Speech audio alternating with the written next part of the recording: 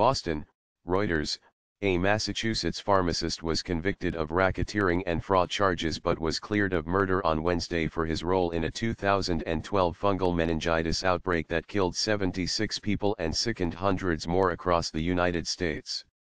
File photo: former New England Compounding Center supervisory pharmacist Glenn Chin enters the federal court in Boston, Massachusetts, U.S., September 19, 2017. Reuters/Nate Raymond.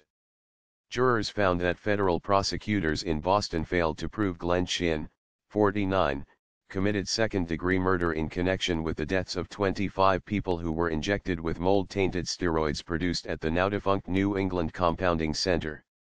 The federal jury instead found Chin guilty on racketeering, conspiracy and mail fraud charges stemming from his role as the pharmacist who supervised the so-called clean rooms in which NECC's drugs were made.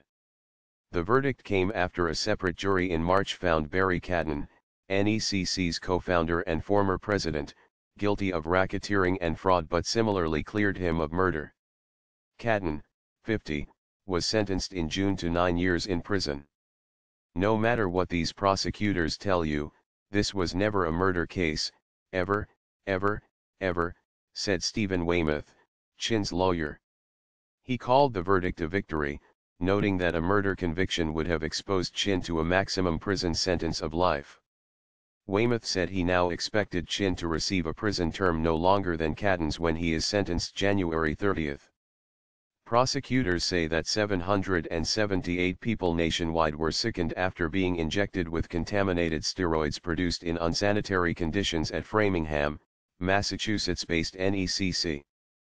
The outbreak led Congress in 2013 to pass a law that aimed to clarify the U.S. Food and Drug Administration's ability to oversee large compounding pharmacies that make custom drugs.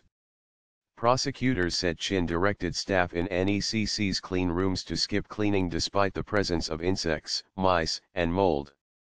They claimed Chin disregarded the probability that people could die if he failed to ensure drugs were produced in sanitary conditions and were properly sterilized in order to keep up with demand from hospitals nationally for its medicines. His lawyers countered that Chin never meant for anyone to die.